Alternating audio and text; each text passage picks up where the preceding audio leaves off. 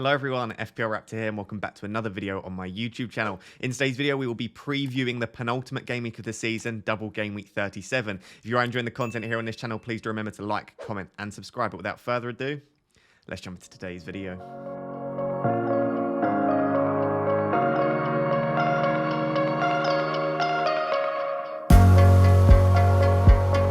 So guys, before we jump into today's video, I just want to give a massive shout out to Ultimate Champions. Ultimate Champions is the up-and-coming fantasy football game. It's the first fantasy football game powered by the blockchain, and it's absolutely free to play. So I'd like you to click the first link in the description. It will help support the channel, and you will also get to play a really cool fantasy football game. You basically collect your favorite players, or the best players you possibly can, via NFTs or non-fungible tokens, basically rare cards as you get with the likes of FIFA. Once you've built up that team, the better that team does in real life, the better the points you earn. The more points you earn, the better the rewards. You can then open packs either by buying them on the market or by earning them through your team doing very well. You can then trade those players on the market and try and build up the best possible club that you can and then compete with friends and family as well. So it's a super cool game to play. It massively helps support the channel if you do play it. So make sure to click the first link in the description. Second link in the description will take you to their Discord community server as well. So make sure to join the server, play the game. And if you do play the game, let me know what sort of team you build with your first packs. So guys, before we jump into today's video, I just wanted to address the elephant in the room, and that is the fact that I did indeed sell Raheem Sterling ahead of his 28-pointer in game week 36. So if you'd like to show some support for me and my family during these difficult times of selling Raheem Sterling before his monster haul, please do drop a like on the video and comment down below to show some support for me, because it hurt. I obviously put him on my wildcard in 34, captained him in game week 35. In those two game weeks, he missed 3 big chances and 2 small chances, and he then hits me with a 28-pointer the week that I sell him. Decided to keep Kai Havertz for his 1 minute across the double game week, so I'm not having a very good time in FPL at the moment. So if you want to show some support, do like, subscribe, comment down below. That would massively help. But we're going to move on to game week 37. I'm going to try and bounce back with some good differential suggestions. And I'll be honest, across the season, I don't really like looking at ownership too much. The reason for that is I think it can start to get inside our head and we can start to think about being protective or start to attack when really we should be bringing in the players that we think will score the most points. It doesn't matter if a player is owned by 1% of the database or if they're owned by 100%. If you think that player will score lots and lots of points, you need them in your team. So I don't like looking at ownership too much, but realistically, at the end of the season, when we're chasing a specific rank or when we're trying to win our mini league or maybe push up into like the top 3 or the top 4 if you're doing some sort of Champions League format, I think it's absolutely essential that we do look at ownership, because that can be the difference between hitting that rank or hitting that mini league position and not. So here are some potential differentials that I would be considering for game week 37. I think this is especially useful if you're on your free hit, but even if you're not, these are still some players that I might be looking at. You do need to consider, if you're not on your free hit, what their fixture for 38 is like, because that will help you to make your decision, of course. So, starting with the defence, I've got 2 defenders here, both single game week players, because, of course, the likes of Digne and Matty Cash, they're great options, but they're not going to be differentials. The first is Johnny. Now, great fixture against Norwich, of course, and that is the main reason that he's on here, but also showing some really good attacking data. And that's why I would personally put him above the other Wolves defenders, even though Cody has had some goals recently and he's probably more nailed on. Johnny just looks really, really attacking whenever he plays. So you can see there, non-penalty expected goal involvement of 0.2 per 90. That's very, very good. Just to put that into perspective, Coutinho, over the last 6 matches, has got a non-penalty expected goal involvement of 0.25. Zaha has got one of about 0.3, so it's not much worse than the likes of Coutinho and Zaha, and he's a defender playing against Norwich. So I really like him as a single game week option if you don't want to pick a doubler as maybe like your 3rd or 4th defender there. You can see his minutes per expected goal involvement is 454.6. He is one of the best defenders in the league over the last 6, and across the entire season he's done fairly well as well for underlying data. His projected points are actually 3rd best on this list of all of the differentials at 4.7 according to FPL review. And so you can see by the Raptor rankings, I've put him 4th, and he's definitely, in my opinion, outside of the obvious double game week players such as Cash, Digne, Mikalenko, etc. I think I would put Coutinho up there. And maybe if you want to take a punt on him ahead of a Man City defender or a Liverpool defender on your free hit, I wouldn't necessarily mind that. And he's fairly cheap as well. You've then got Cucurella at 4.9 million. Probably not quite as good for me as Johnny, but still a decent option. As you can see, his underlying data is still pretty strong. I don't think the fixture is quite as good as the Norwich fixture for Brighton up against Leeds, but you can see that obviously Leeds look like they're capitulating at the moment, and they look most likely to go down of all of the teams. Obviously, we'll have to wait and see what happens. It's a huge game for Leeds, though. A massive, massive game at home. Their final game at home at Elland Road. So you would think there's got to be some kind of response from Leeds, but with the injuries that they've got and the way that they're playing, maybe it won't be. But I would probably put Johnny just ahead of Cucurella, but I do think he's also another decent option if you're looking for a single game week defender. We've then got 3 two midfielders, I should say, in Trossard and Buendia. Very, very similar price at 6 million. Of course, with Trossard, it's only a single fixture, but he just looks so good at the moment, and he is definitely going under the radar. As you can see, non-penalty expected goal involvement per 90 is 0.65 over the last 6. That puts him 12th in the Premier League. That's what that number is in brackets there. He's 12th in the Premier League out of all players. He's above the likes of Son, De Bruyne, Mane. He's playing really, really well at the moment, and his data is absolutely exceptional. Minutes per expected goal involvement at 137.7. Like I said, it's better than a lot of those premium players. His projected points isn't that high at 3.4, but for me, he is arguably one of the best single game week players that you could possibly pick. And as you can see, in my opinion, he is probably the best single game week player that you can pick outside of the double game week players on this list. So I think it's definitely worth considering. And if you told me that for your 5th midfielder on a free hit, or maybe even with your transfer, you're just going to take a slight punt on Trossard, I don't mind that at all. The only thing I would say is he's not 100% nailed on, and Graham Potter has been known to make some pretty strange decisions with his attack at points, but I would expect him to continue to play, and as a result, I think he's a really, really nice pick. Like I said, Buendia is on there as a double game week option.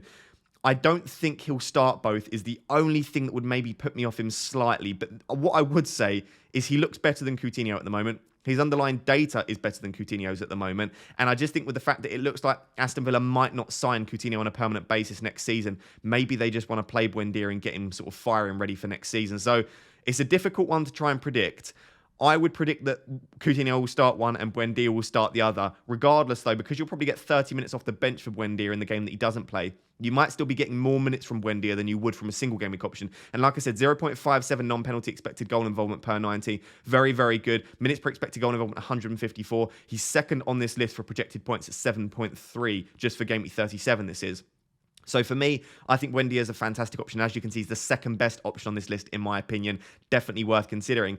And then we've got 3 strikers on this list. We've got Welbeck, Toney, and Danny Ings. Of course, Danny Ings is the only one that doubles. So let's first cover Welbeck and Toney. Very, very similar underlying data for the two of them. You can see Welbeck at 0.61 non-penalty expected goal involvement, Toney at 0.63.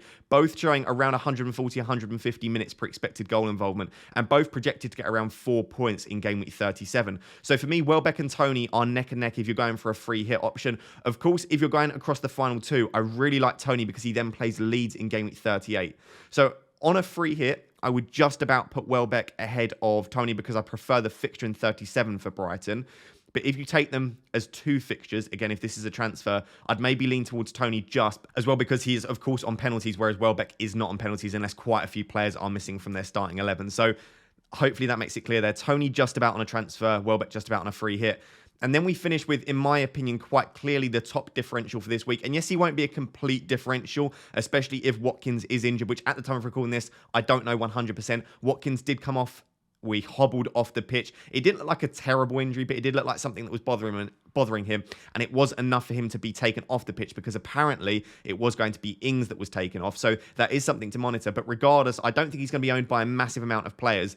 Danny Ings looks exceptional at the moment. As you can see, by far and away the best non-penalty expected goal involvement on this list at 0.73 over the last 6 matches, which puts him 8th in the Premier League. 124 minutes per expected goal involvement as well. He's projected to get 11.3 points, according to FPL Review, just in game week 37, which in my opinion makes him by far and away the best differential for game week 37. And I think if you're looking to get ahead of the pack, and you've got a spare spot, maybe if Watkins is injured and you want to switch Watkins to Ings, or if maybe you've just got a position, maybe someone like Pukki or another player in your starting 11 that you think you can transfer to Ings, I think he could be that best differential for game week 37. So there you go, guys. Those are some potential differentials that I'm considering.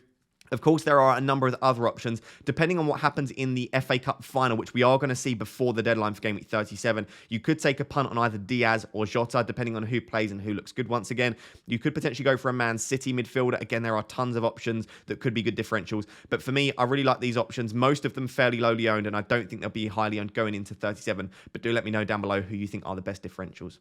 So, guys, one of the major questions asked for game week 37 was, is Wilfried Zaha essential?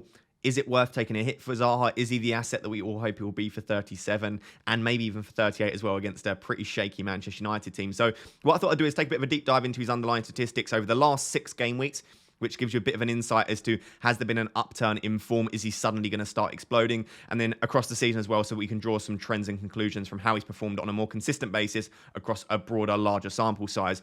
And then also discuss, how much attention should we be paying to these underlying statistics? Should we just take the punt anyway? So across the season, I'll be honest, his underlying statistics have been absolutely horrific. So minutes per expected goal involvement is the best out of all of these things here. So you can see 164 minutes per expected goal involvement puts him as 22nd in the Premier League out of all players, which looks pretty good. But when you consider he's had 5 penalties, actually 6 if you consider the one he missed, which was retaken, 5 penalties obviously massively boost up his expected goal involvement per 90. Not many other players in the Premier League have had that many. I think he's in the top 2 or 3 players for the amount of penalties he's taken this season.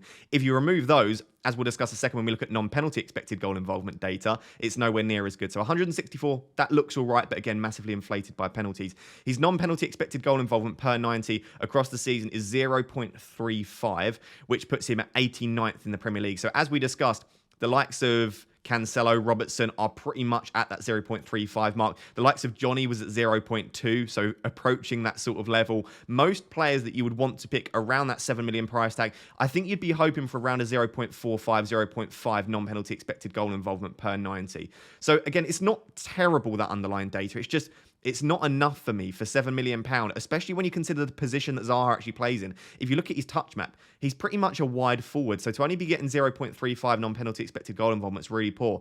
And when you break that down further, he's only got a 0.12, 0.13 expected goals, non-penalties. So a lot of that's actually made up through creativity and assist. He's not actually getting at all many big expected goals chances apart from those penalties. So that is something to consider for me. And it is slightly worrying when you're looking at picking a player with hopefully quite that whole potential and that massive upside. So that is something to bear in mind. His expected FPL points across the season thus far is 5.03 per 90, which puts him 56th on this in the Premier League thus far. His expected goal involvement delta per 90 is negative 0.03. This gives you a bit of an idea about his finishing ability and how many of those high XG opportunities he's actually finished. So it's a slight negative number, which means that his finishing hasn't been fantastic this season. I didn't want to count every single player. That puts him around 200th in the Premier League. So again, he's not finishing a lot of his opportunities. He's definitely not demonstrated the kind of finishing that we're seeing from Son and Kevin De Bruyne at the moment. And then big chances per 90 across the season is at 0.43. which puts him 46th in the Premier League. Again, if you remove penalties from the equation, he actually drops out of the top 100 players in the Premier League. So being massively carried by penalties essentially this season. If you take penalties out of the equation, his underlying statistics are average at the best. Across the last 6, there's definitely been an upturn in form, right? So his underlying statistics have definitely increased. You can see minutes per expected goal involvement at 113.7. That puts him 6th in the Premier League, but he has had 2 penalties in the last 6 matches. Again, that does massively boost up the underlying data.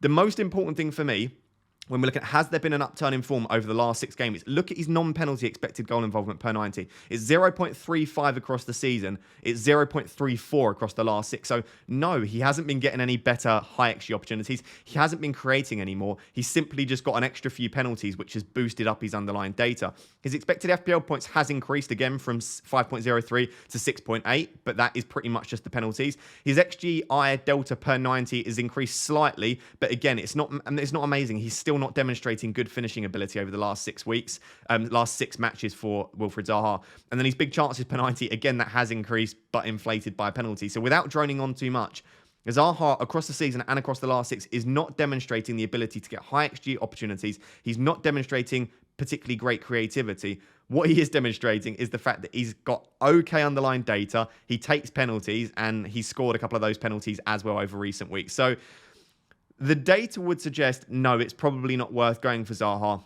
And also to account for the fact that Aston Villa are in the top 5 for expected goals conceded per 90 across the last 6 matches and across the season as well. And Everton are actually 10th across the last 6 matches for expected goals conceded per 92. So he's playing actually 2 decent defences away from home. It looks like a double game week, to be honest, where Wilfried Zaha has a bit of a trap, not very good underlying data, playing against 2 decent defences. What I would say is I'd probably still include him on a free hit, and I still think he's a good transfer. The reason for that is he is on penalties, so if he gets a penalty, of course, that's fantastic. He still gets into positions to do it a lot. He's just not getting those clear-cut opportunities. So as you can see by his touch map, he is playing in an advanced role. He is playing as a wide forward, so all he needs is 1 opportunity, 2 opportunities inside the box, and he could quite easily take them. So I still think that he has quite a high ceiling. But if you're asking me logically, analytically, do the statistics support picking Zaha for game week 37 and 38? No, they don't, not particularly. So let me know down below, are you just going to take a massive punt on him and hope that the fixtures, along with the fact that he's getting into some okay positions, Is that going to lead you to picking him? Or are you looking at his underlying statistics and saying, no, Zaha's a trap. I'd rather go for someone like Diaz or potentially someone like Foden or Mount at that similar price point? Always interested to hear your thoughts down below. So the next question to cover was defensive data from the teams that are doubling in Game Week 37. Again, especially on free hit, which teams do we double up on? Which defenders do we pick? But also just for some transfers as well, if you're looking for some cheaper players, who should we be bringing in? So, of course, on your free hit, you're only looking at 37, and that's what we're looking at here. If this is a transfer, you do also need to consider 38. So a team such as Villa playing against Manchester City away in 38, maybe that makes you lean towards one of the other teams. So what I've done here for this table is I've got their team, the assets that you might potentially want to pick. I've then got the team data for minutes per expected goals conceded. That gives you a bit of an idea about their defensive data across the last 6 matches. And then I've got basically each of their opponents' minutes per expected goals over the last 6 matches as well. So, for example, Villa playing against Crystal Palace and then Burnley. I've got Crystal Palace's expected goals, which gives you a bit of an idea about the attack of Crystal Palace. And then I've got Burnley's expected goals, again, over the last 6 matches, which gives you a bit of an idea about Burnley's attacking data. So hopefully what this will do is give you an idea about how well these teams defend, but also how well the teams that they're playing against attack. Hopefully that's clear. And then I've got the Raptor rank at the end to tell you which teams I would be targeting the defense from the most. So starting with Villa, I do think they have the best assets to choose from, as we've spoken about. Luca Digne and Matty Cash, they've got the best attacking data of all of the defensive options that you've got from teams that double in Game Week 37. So I think that's definitely something worth considering. And you can see here, they are 6th in the Premier League for minutes per expected goals conceded over the last 6 matches at 83.1 minutes. So they're conceding about an expected goal every 90 minutes, which is really, really good, to be honest. That might not sound great to you guys for a clean sheet, but that is one of the best in the Premier League over the last 6. And I think that Villa are, again, consistently very, very good across the season as well. So I really do like their defence for this game week. The issue that I've got, and I wasn't expecting this, is Crystal Palace and Burnley are actually showing very good attacking data over the last 6 matches. So you can see here, Crystal Palace 54.8 minutes per expected goal. That puts them 6th in the league, and Burnley are in the top 4 for expected goals per minutes per expected goal over the last 6 matches at 4th. They're 48.3. So this would suggest that, yes, Villa have good assets to choose from. Yes, they've got good defensive data, but actually Crystal Palace and Burnley aren't the worst in attack in recent weeks and are actually creating quite a lot of opportunities. I would still say that Villa are probably one of the defences to target, if not the defence to target. When you put into the equation, obviously the Game Week 38 fixture, if you're not on your free hit, when you also look at Crystal Palace and Burnley and the way that they've been attacking recently, maybe they're not as great as we potentially thought at first sight.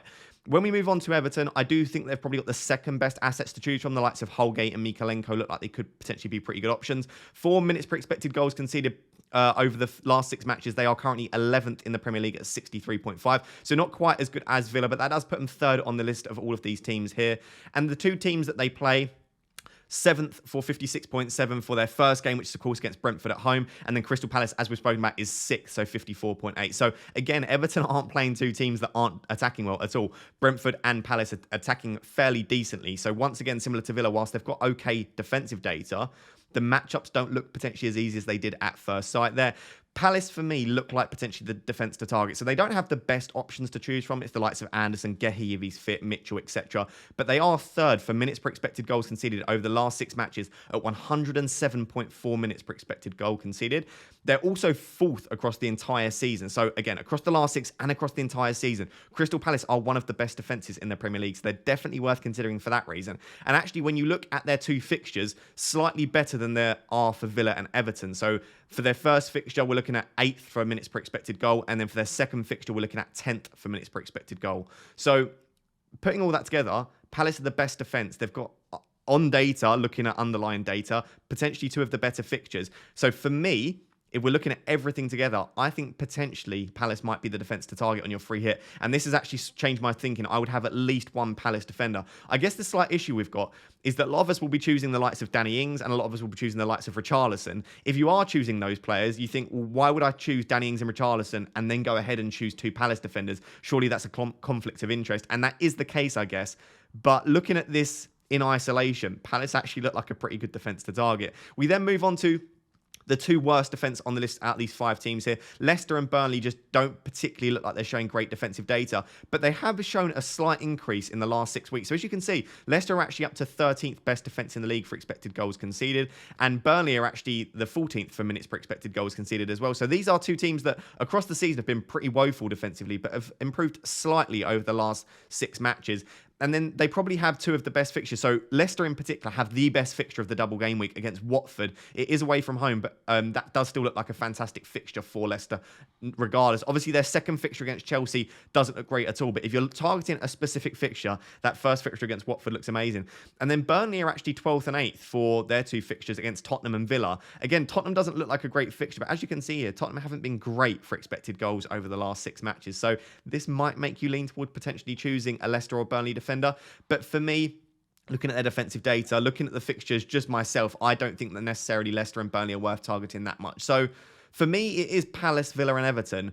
And if we're looking purely at the data, and I'm not talking about conflict of interest and maybe the fact that you might be captaining Richarlison, etc., I would say Palace are the defence to target, closely followed by Villa, and then probably in third place are Everton. But let me know down below, which defences are you targeting for 37, especially on your free hit? What does your current defence look like? Are you going to target these double game week defences, or are you choosing the likes of Trent, Cancelo and Johnny? Because those are pretty good single game week options.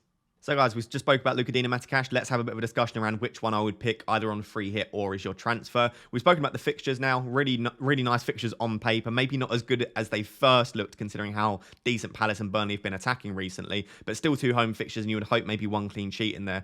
And they are both showing good underlying data. So firstly, we're going to look at the underlying statistics per 90 across the entire season. And then I've also got up there their data over the last 6 matches just to give you an idea about if there's been any recent changes. So total minutes played, they've both played over 2,000 minutes, over 3,000 minutes for Matty Cash. Projected points from game week 37 to game week 38. Luca Digne is just out on top according to FPL review at 9.3. Matty Cash is at 8.6, but both projected to get around 9 points over the final 2 game weeks. Obviously, the majority of those come in game week 37. Expected FPL points per 90 across the season. Cash is exactly 1 point more at 4.02 to Luca Digne's 3.02. And the non-penalty expected goal involvement per 90 across the season, they're absolutely identical at 0.13. What I would say is that most of Matty Cash's is made up through expected goals, whereas most of Luca Digne's is made up through expected assists. So Digne is more of an assist threat, more creativity, whereas Matty Cash is more of a goal threat, gets more opportunities on goal. And that plays out in the big chances per 90 over the season. As you can see, Luca Digne hasn't had any big chances per 90 this season, whereas Matty Cash has had 1 or 2, which puts him at a big chances per 90 of 0.06. So neither of them are particularly great goal threats, but Matty Cash has definitely got the higher goal threat, getting into the box a lot more, as we can see by the touches in the box per 90 at 2.53 for Cash versus 1.64 for Luca Digne. And even where they're getting those touches in the box per 90, if you look at their 2 touch maps, a few of Matty Cash's have actually been quite central, whereas even the few that Luca Digne is getting in the box, they're still quite wide. So what this suggests is that if you're looking for maybe those 12 pointers, hopefully where you're getting an assist from your fullback, Luca Digne looks like the one to go for. If you're hoping for a goal, maybe Cash is the one to go for. If we look at their underlying data over the last 6, there has been a slight change, but it's pretty similar. Luca Digne's has increased slightly. So his expected goals over the last 6 matches for Luca Digne is 0, right? So again, absolutely no goal threat for him. But his expected assists has boosted up to 0.15. So he's been showing quite a lot of creativity recently. A lot of that has come from corners. So again, a massive boost for Luca Digne is that he is on corners. For Matty Cash, he's got expected goals of 0.09 and expected assist of 0.01. So in recent weeks, Luca Digne's expected goal involvement is higher. But once again, it's just playing into this narrative that Cash is the goal threat, Luca Digne is the assist threat. It depends which one you want. To be honest, I think assists are slightly more consistent, especially when you look at the fact that Luca Digne is on corners and a lot of set pieces. That just gives him more routes to point.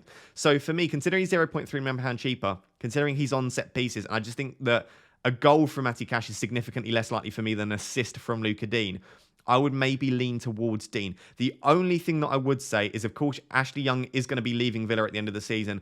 Are they going to give him one game? Potentially. Is that going to be at left back? Maybe not. They could easily play him in a more attacking position. They could even play him at right back, but it would probably be in left back if they give him a full game. What is probably more likely is against Crystal Palace or against Burnley, maybe Luca Digne comes off at 60 minutes and they give Ashley Young 30 minutes. Hopefully, if that comes obviously after the clean sheet is locked in, that might not necessarily be the worst thing in the world, but I would say that Cash is slightly more nailed on than Digne. So let me know down below, which of these two are you going to look at? Are you looking at potentially a double up on your free hit? As I discussed earlier on in the week with my free hit draft, I think you could potentially go for both of these guys. If they both play 90 minutes in both games, I would actually lean towards Luca Digne, but I think it's very close. If you want safety of starts, go for Matty Cash. Let me know down below which of these two you're thinking of picking. Right, let's discuss the premium assets over the last 6 matches and which 2 or 3 you should be including for the remainder of the season and potentially on your free hit as well. It's worth noting that I've made this table before the Manchester City data has updated, so I don't have De Bruyne's updated data after his 4 goals, almost 5 goals after he hit the post as well.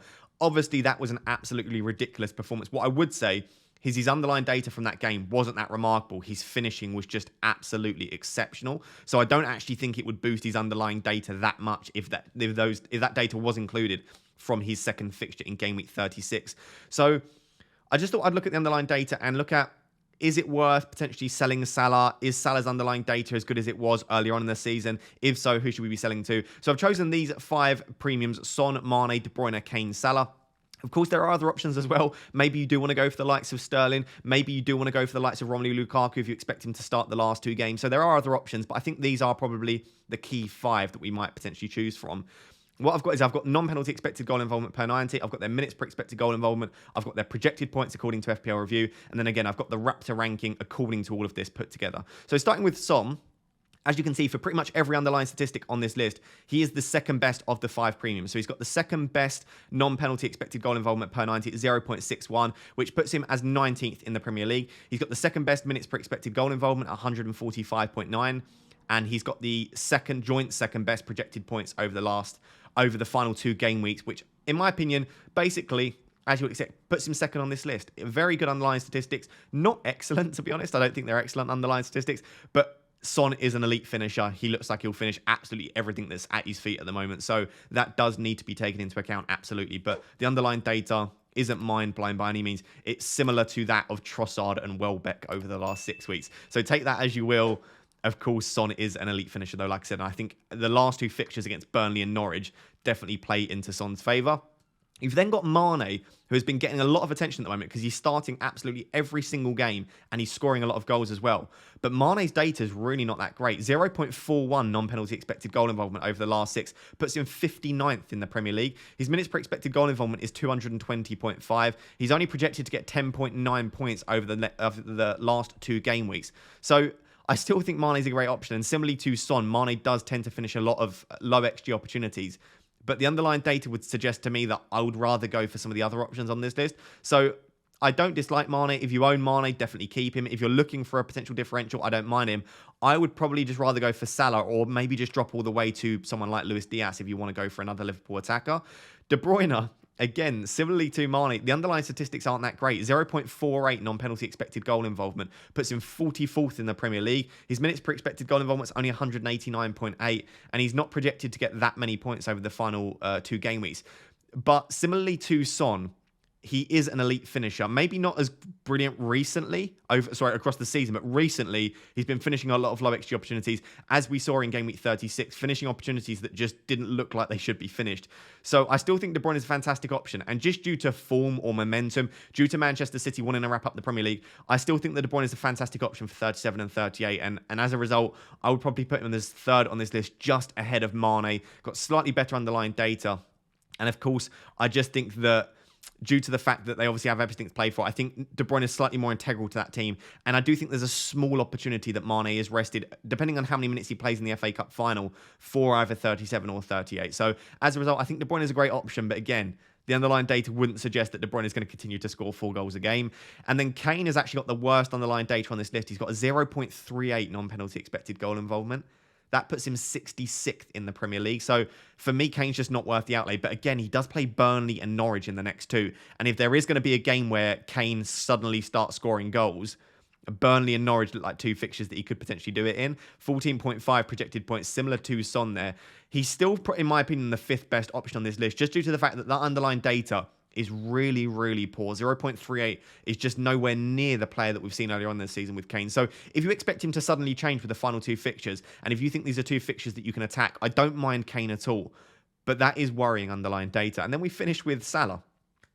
Let's talk about the underlying data before we talk about expected minutes. Salah has 0.77 non-penalty expected goal involvement, which puts him per 90, which puts him 3rd best in the Premier League over the last 6. He's the best in the Premier League across the season. He's also got the best minutes per expected goal involvement over the last 6 matches. He's got the best minutes per expected goal involvement across the season.